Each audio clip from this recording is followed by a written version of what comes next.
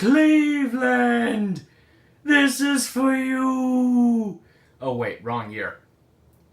You were swept by the Golden State Warriors. Well, can't say we didn't see that coming. See, this is what happens when you have a terrible team, Cleveland. LeBron has to play 7 plus 7 is 14 plus 4, 18 games before the conference finals. You know how many he played when he actually had a good roster last year? 13.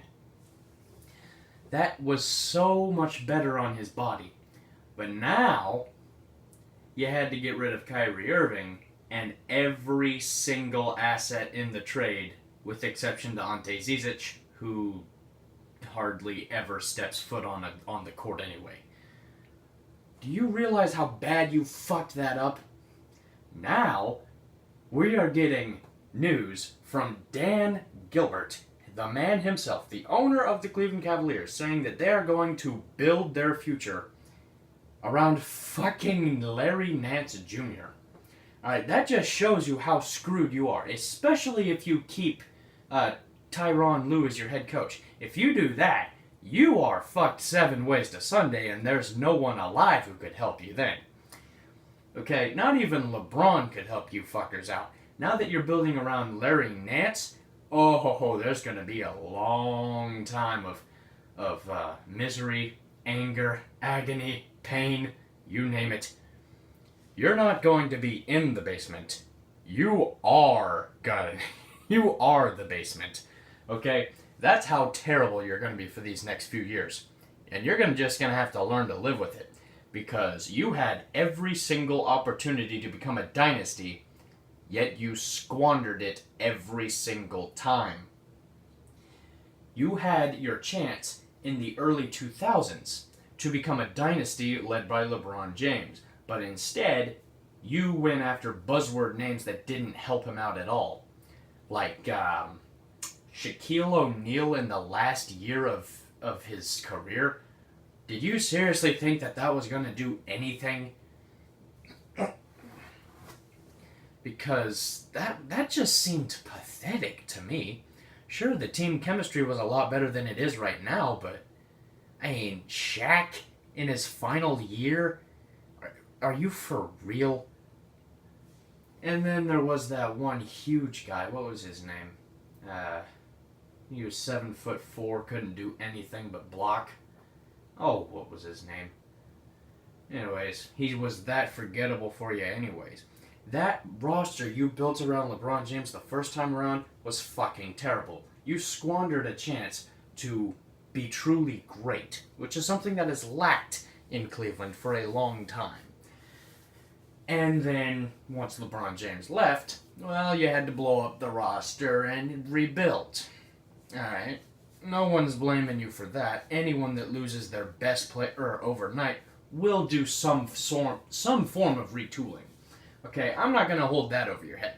But what I will hold over your head is the 2011 lockout, because Dan Gilbert is the sole, well, not the sole, but the main reason why that 2011 lockout happened, why the season was shortened to 66 games and only started on Christmas Day. That is entirely, well, not entirely, mainly Dan Gilbert's fault. That I will hold against you until you are thrown into the river fire. Excuse me. Then you acquire Kyrie Irving and then trade away your first pick in Andrew Wiggins for Kevin Love. Those were some really good moves. And, even if LeBron didn't sign, you were working your way out of the basement and dwindling yourself back into relevance.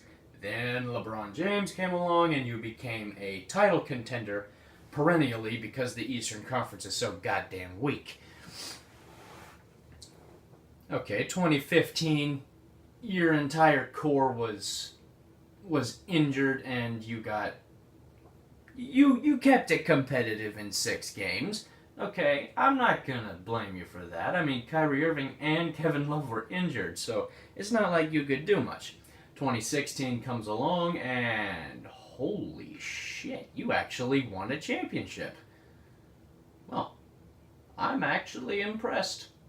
Congratulations. for blowing a 3-1 series lead in the finals, Golden State. That is also something I'm going to hang over your heads until you're thrown into the Bay Area. Or at least thrown out. I don't know. How does that work? Then in 2017, no surprise, that you face Golden State yet again in the finals, and this time it's not even competitive as you get taken out to the prairie and shot like a dog in 5 games. And then this year, holy shit, this year, you traded away Kyrie Irving for buzzword athletes as if you hadn't learned anything from the decade ago. You got Isaiah Thomas, who was coming off of an injury and was a system player. And since, Tyronn Lue is a terrible coach, I don't know what the hell you were thinking when you decided to trade for him. And then there's Jay Crowder, also a system player who really showed up because of good coaching. Well, Tyronn Lue is not a good coach, and he did terrible in Cleveland. Go fucking figure. And then you got Ante Zizic, who didn't really do much. I guess that was just an extra throwaway thing. I have no idea why you even decided to get him. I don't know, maybe a replacement for Tristan Thompson? I don't know. That was just a terrible move. The Brooklyn pick was projected to be the number 1 overall pick, yet it lost value and became the 8th pick. Go fucking figure. That's Cleveland luck for you.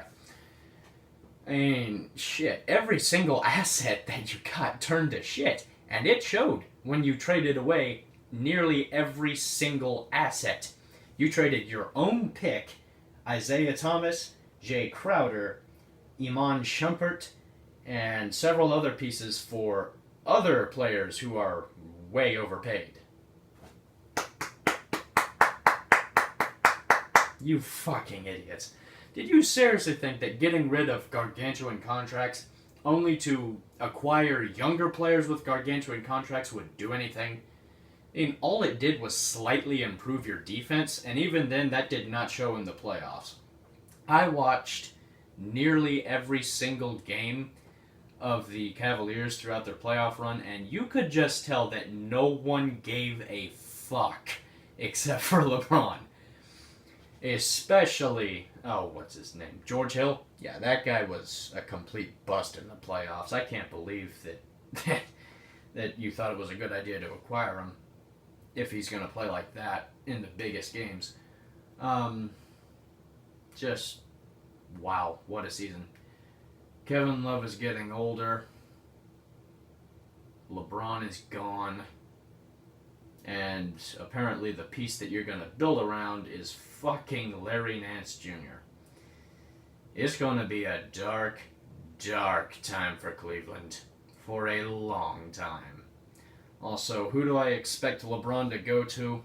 I expect him to go to either the Los Angeles Lakers or the Philadelphia 76ers. I don't think he'll go to the Boston Celtics, though. I think he learned his lesson when Kyrie requested a trade. And even if he does go to Boston, that automatically means that Kyrie Irving is gone, and that's a huge factor on your table there. So I don't think he'll go to Boston. I think he'll either go to Philadelphia or the Los Angeles Lakers. Either or seem like a pretty nice fit, especially if Kawhi Leonard ends up getting traded to Los Angeles. Then it's pretty much a gimme. But, yeah. What a fucking year.